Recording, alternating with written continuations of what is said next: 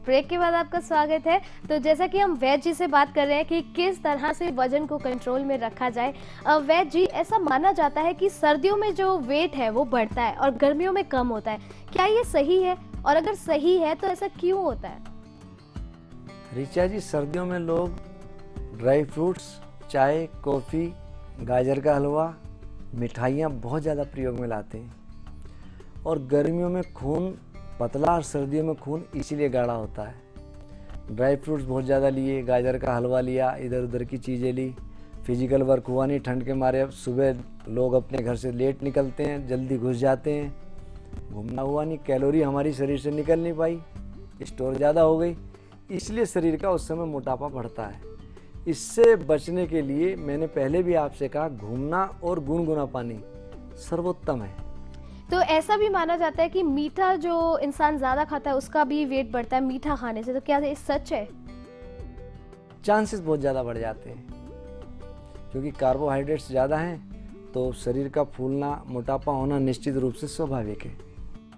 ये तो हुई वैद जी मोटापे की बात, लेकिन मेरे जैसे लोग जो वेट बढ़ाना चाहते हैं तो उनके लिए आप क्या कहना चाहेंगे? क्योंकि मैं, जैसा कि आप मुझे देख पा रहे हैं, मैं जितना भी खाती हूँ मुझे लगता नहीं है, और मेरे जैसे शायद कई लड़कियां होंगी और कई लोग होंगे जो अपना वेट बढ़ाना चाहते हैं लेकिन हेल्दी तरीके से, ऐसा नहीं है कि वो ओबेसिटी चाहते हैं या कुछ भी। तो उनके लिए आप क्या कहना चाहेंगे?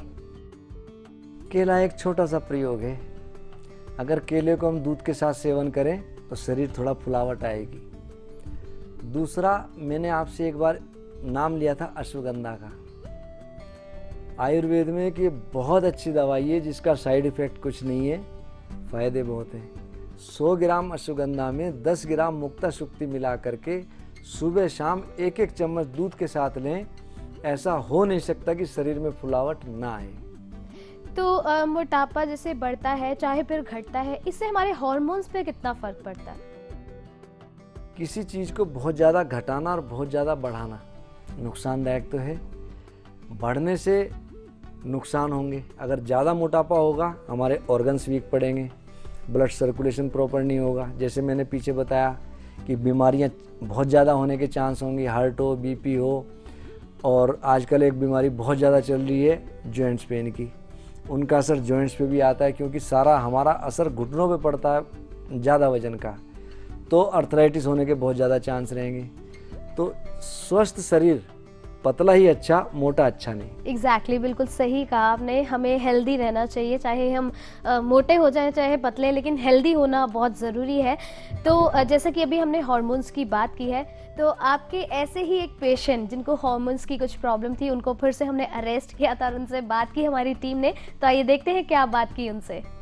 मेरा नाम ममता सोनकर है, मैं इलाहाबाद की रहने वाली हूँ, पर अभी 12 साल से हम बिजनौर में रह रहे हैं। जब मैं प्रेग्नेंट थी, करीब 7वें या 8वें महीने में मैं बाथरूम में गिर गई थी। बाथरूम में गिरने की वजह से मेरे पेट में काफ़ी चोट आ गई थी, जो उसी टाइम इमीडिएटली ऑपरेशन करना पड़ा। मेरी बेटी ऑपरेशन से हुई। मेरा नाम शीला सोनकर है, मैं 13 साल की हूँ। 5 से 6 साल की उम्र में जब आने पे इसकी बॉडी स्ट्रक्चर में बदलाव आने लगा। इसके बाथरूम के रास्ते थोड़ा पानी से भी आने लगा और इसके अंडरग्राउंड बाल से भी आने लगे। बच्चे बहुत मजाक उड़ाते थे, अच्छा नहीं लगता था। एलोपैथिक में हमने इलाज कराया, करीब 6 महीने उन्होंने इलाज किया। 6 महीने के बाद उन्होंने बीच में ही इलाज अधूरा छोड़ दिया, ये कह के कि ये हार्मोन्स प्रॉब्लम है, ये उम्र के साथ चली जाएगी। मगर ऐसा नहीं हुआ, ये उम्र के साथ बढ़ती गई और ये 7 साढ़े 7 साल की उम्र में पीरियड्स शुरू हो गई। कभी कभी बहुत दर्द होता था, बहुत तकलीफ होती थी। कभी कभी तो पीरियड्स 10 दिन चलता था, 12 दिन चलता था, फिर कभी कभी तो 2 महीने 3 महीने गैप होते रहे, कभी रेगुलर होता रहा। इसी बीच में इसके लीवर का भी साइज़ बढ़ने लगा, पेट में इन्फेक्शन भी होने लगे। फिर हमने इसे दिल्ली तक में दिखाया और काफ़ी आगे और भी आयुर्वेदिक सेंटर्स हैं उनमें भी दिखाया, काफ़ी महंगा इलाज कराया, बहुत सारे पैसों का भी इस तरीके से खर्च किए, मगर धीरे धीरे इसका कोई भी सुधार नहीं हुआ। उसके बाद हमारे एक पड़ोसी ने हमें बताया कि आयुर्वेदिक वैद्य जी हैं हरिद्वार कंखल जी में, दीपक शर्मा जी, उन्होंने बताया कि वहाँ से उनका काफ़ी अच्छा इलाज हुआ। हम वहाँ गए, डॉक्टर साहब ने बहुत ही शांति के साथ हमें सिर्फ धैर्य रखने के लिए कहा और बोला कि ये बिल्कुल ठीक हो जाएगी, और उन्होंने इसका इलाज शुरू किया। मात्र 2 से 3 महीनों में इसकी पीरियड्स की जो प्रॉब्लम थी वो बिल्कुल ख़त्म हो गई। उनके द्वारा किया गया इलाज में एक ही बार में ही इसके पीरियड्स में काफ़ी फ़र्क पड़ा और ये लड़की रेगुलर पीरियड्स होने लगी। तो वैसे क्या प्रॉब्लम थी इनको हार्मोन से रिलेटेड और क्यों थी, और आपने इनको क्या ट्रीटमेंट दिया? ऋचा जी, इसका केस एलोपैथिक दवाई के कारण खराब हुआ। नंबर 1, इसको थायराइड बहुत ज़्यादा था। थायराइड के कारण शरीर का बहुत बुरी तरह से फैला हुआ। वजन तो इसका बढ़ा लेकिन इसकी लंबाई रुक गई। दूसरा, मासिक स्राव में बहुत ज़्यादा दिक्कत हुई। भूख कम लगना, बेचैनी बहुत ज़्यादा होना, बहुत ज़्यादा मेमोरी वीक होना, इसके मुख्य लक्षण रहे। इसके लिए हमने सबसे पहले तो इसके शरीर की शुद्धि की, बॉडी के टॉक्सिन्स इसके शरीर से पास आउट किए।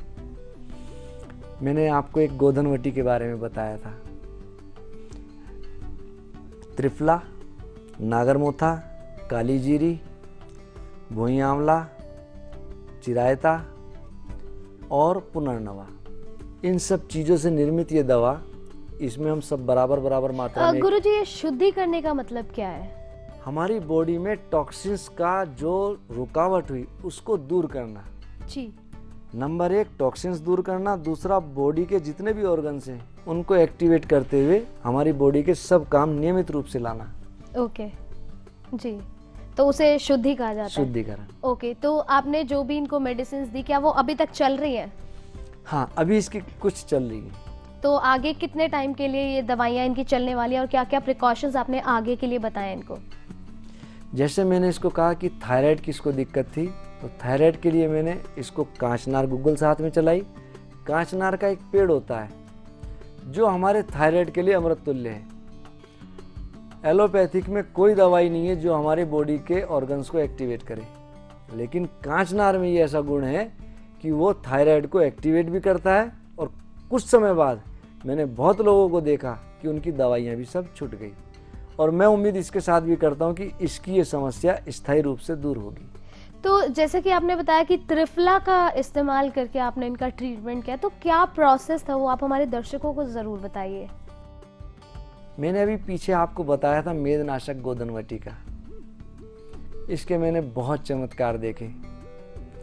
एक स्वामी जी लंदन में जाकर के बीमार हुए और उनको हेपेटाइटिस हो गया। उनको ट्रीटमेंट करने वाला डॉक्टर्स तो थे, लेकिन तीमारदारी करने वाला कोई नहीं था।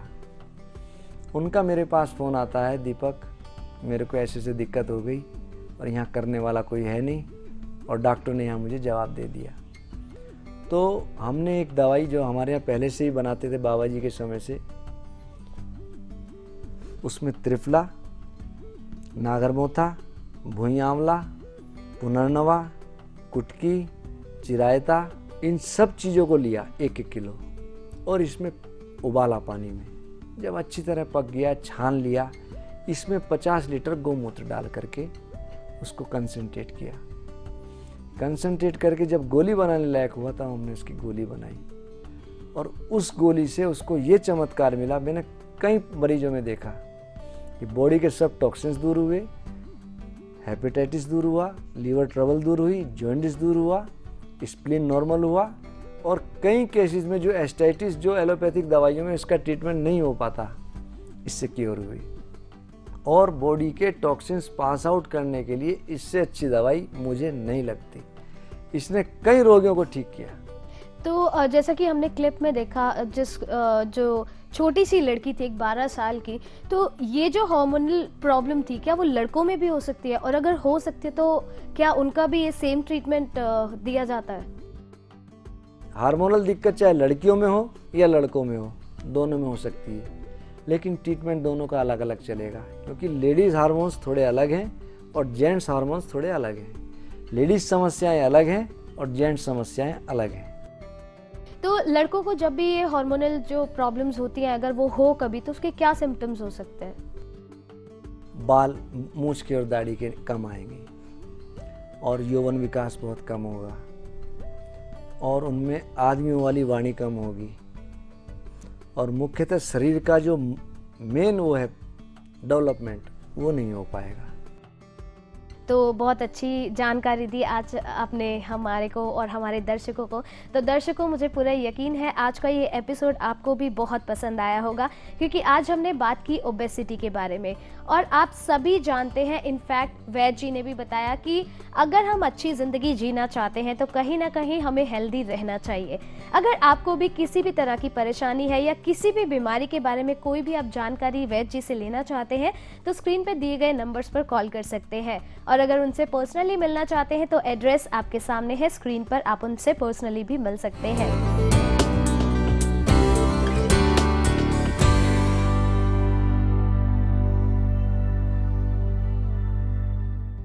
फिलहाल वक्त हमें बिल्कुल भी इजाज़त नहीं दे रहा है कि हम कुछ देर और बात करें, अदरवाइज जानकारियां तो और भी बहुत सारी लेनी थी गुरुजी से, वैद जी से, लेकिन आगे लेते रहेंगे, कोई बात नहीं। हम फिर से आएंगे कुछ नई जानकारियों के साथ और एक नए टॉपिक के साथ। तब तक के लिए हमें इजाज़त दीजिए।